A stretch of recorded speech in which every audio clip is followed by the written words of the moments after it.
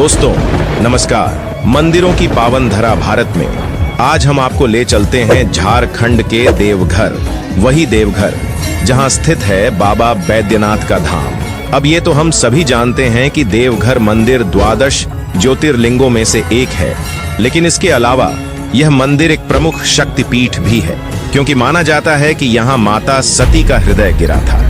भगवान शिव और देवी पार्वती दोनों की उपस्थिति इस तीर्थ स्थल को और अधिक महत्वपूर्ण बनाती है। भगवान शिव को समर्पित ये पवित्र स्थल लाखों श्रद्धालुओं को अपनी ओर खींचता है। लेकिन क्या आप जानते हैं वैद्यनाथ ज्योतिर्लिंग एक शमशान भूमि पर स्थित है? जी हाँ दोस्तों, आपने बिल्कुल सही सुना है।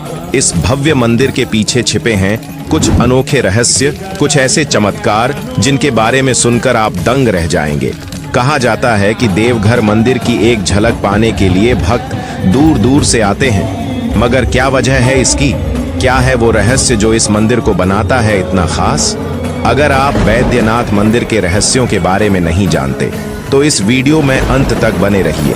दोस्तों, वीडियो की शुरुआत करने से पहले आप सभी से अनुरोध है कि कमेंट बॉक्स में जय बाबा बैजनाथ जरूर लिखें।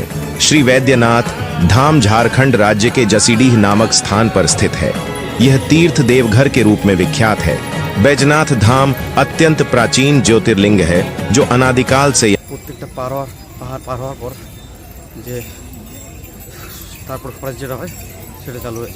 यहाँ विद्यमान है। इसे द्वादश ज्योतिर्लिंगों में से 9वां ज्योतिर्लिंग माना जाता है। इस ज्योतिर्लिंग की उत्पत्ति की कथा बड़ी ही रोचक है। शिव पुराण में वैद्यनाथ ज्योतिर्लिंग से जुड़ी एक कथा वर्णित है। इस कथा के अनुसार लंकापति रावण ने भगवान शिव को प्रसन्न करने के लिए कैलाश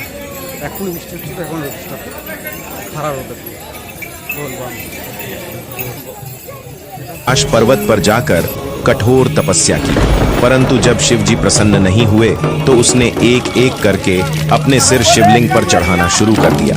जब रावण ने 9 सिर चढ़ा दिए और 10वां सिर काटने ही वाला था, तभी देवों के देव महादेव रावण की अटूट भक्ति से प्रसन्न होकर स्वयं प्रकट हुए और उन्होंने रावण के सभी 10 सिरों को पुनः जोड़ दिया और उसे वरदान मांगने को कहा।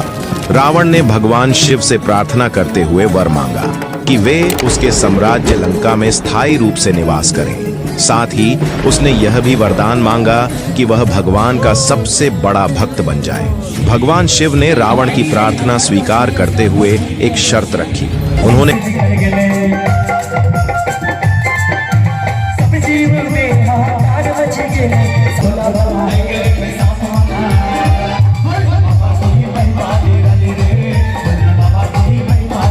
कहा कि वे ज्योतिर्लिंग के रूप में लंका जाएंगे, लेकिन भगवान शिव ने रावण को यह चेतावनी दी कि यदि वह रास्ते में शिवलिंग को जमीन पर रखेगा तो वह स्थायी रूप से वहीं स्थापित हो जाएगा, और ऐसा ही हुआ।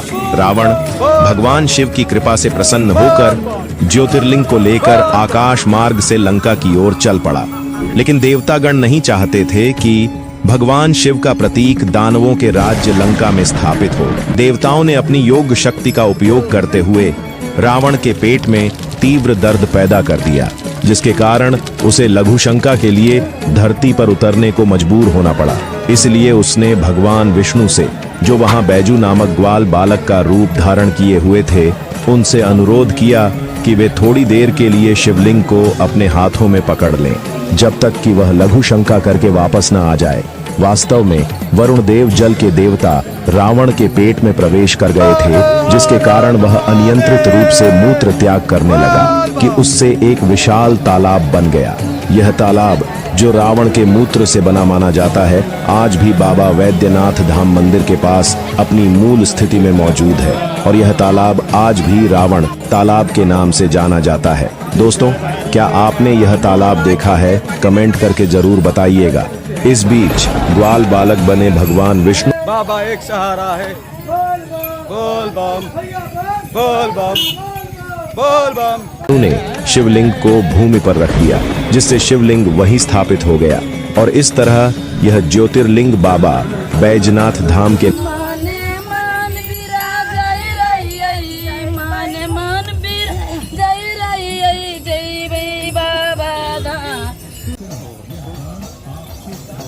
नाम से प्रसिद्ध हुआ। वापस आने पर बलशाली रावण ने शिवलिंग को उठाने का प्रयत्न किया, पर वह तो धरती में गहराई तक स्थापित हो चुका था।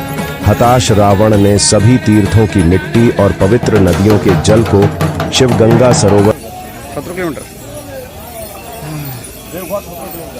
तो पा तो फूले गए रे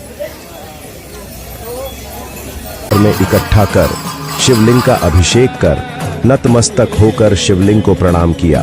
परंतु रावण शिवलिंग को लंका नहीं ले जा पाने की वजह से निराश तथा क्रोधित होकर शिवलिंग को अपने अंगूठे से दबाकर लंका लौट आया, जिसके कारण यह शिवलिंग 11 अंगुल ऊंचा है और आधार से थोड़ा ऊपर उठा हुआ है। इस शिवलिंग पर आज भी रावण के अंगूठे का निशान देखा जा सकता है।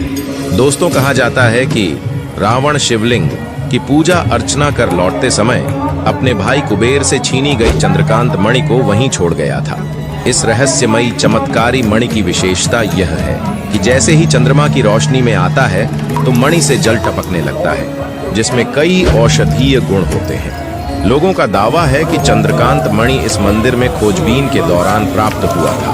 बताया जाता है कि वैद्यनाथ मंदिर में 2 चंद्रकांत मणियां थी। इन 2 मणियों में से एक की खोज पहले ही हो चुकी है और दूसरी मणि की खोज बंद कर दी गई है ताकि किसी भी प्रकार की अशुभ घटना न घटे। दोस्तों, यहाँ 3 मंदिर है महादेव पार्वती जी के, जो परस्पर रेशमी रस्सों से जुड़े हैं, और जहाँ आपने अनेक शिवालयों के शिखर पर त्रिशूल देखा होगा, वहीं देवघर के मंदिर के शीर्ष पर पंचशूल स्थापित है, जो देखने में अद्भुत और दुर्लभ प्रतीत होता है।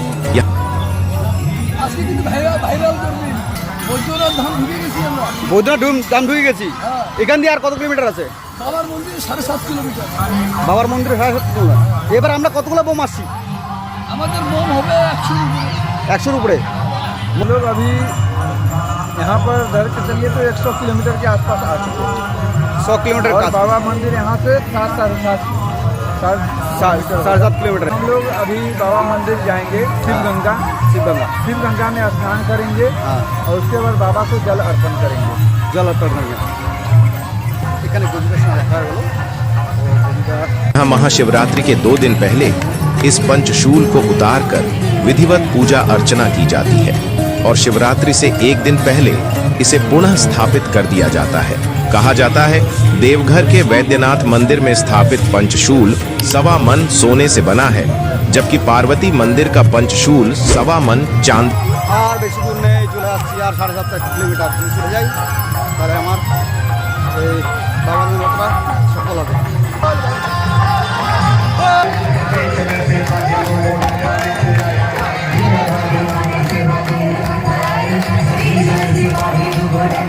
से निर्मित है। ऐसा माना जाता है कि देवघर मंदिर में स्थापित पंचशूल को सुरक्षा कवच माना जाता है। यह धारणा है कि त्रेता युग में लंकापुरी के प्रवेश द्वार पर भी पंचशूल लगा था, जिसे केवल रावण ही भेद पाता था। देवघर मंदिर में स्थित पंचशूल को लेकर लोगों की गहरी आस्था है।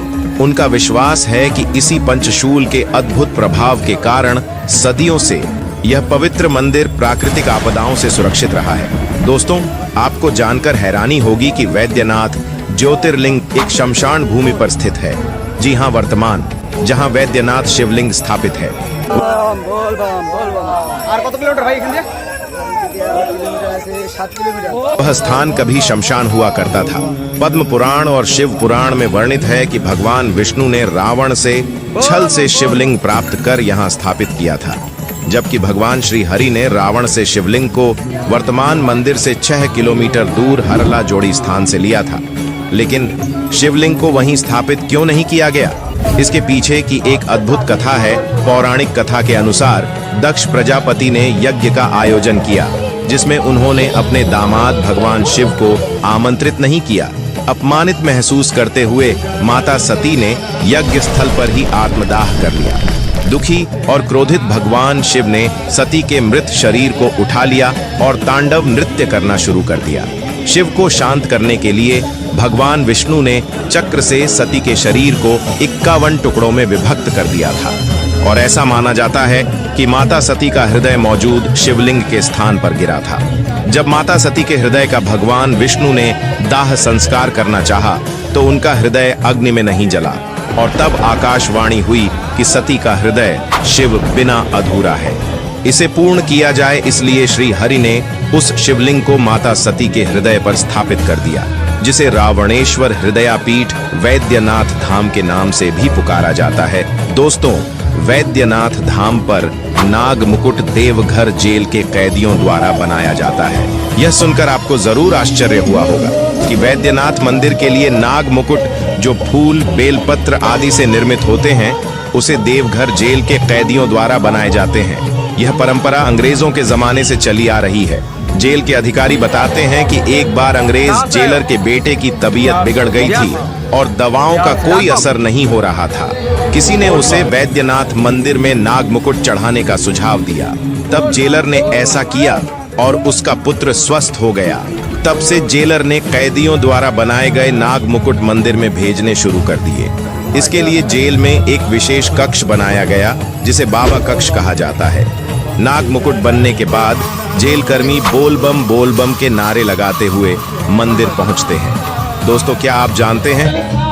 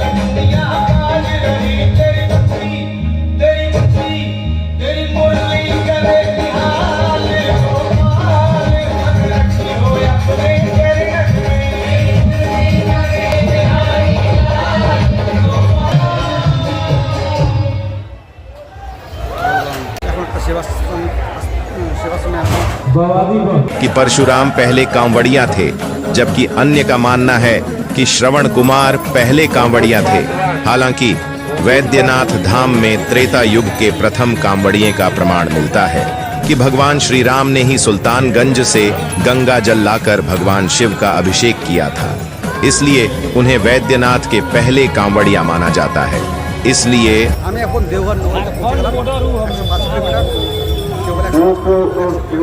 यह परंपरा आज भी चलती आ रही है। कुछ विद्वानों का मानना है कि समुद्र मंथन के दौरान निकले विष के सेवन से भगवान शिव व्याकुल हो गए थे। इसके बाद सभी देवताओं और दानवों ने भी शिव पर गंगा जल से अभिषेक किया था।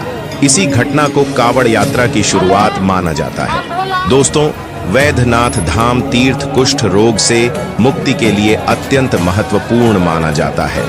मंदिर से कुछ दूर एक तालाब स्थित है, जिसमें लोग कुष्ठ रोग से मुक्ति की आशा लेकर स्नान करते हैं। बैजनाथ देवघर को मनोकामना पूर्ण करने वाला तीर्थ माना जाता है, क्योंकि यहाँ पर 12 ज्योतिर्लिंगों में से एक बाबा बैद्यनाथ का मंदिर स्थित है और साथ ही यहाँ पर माता का शक्तिपीठ भी है।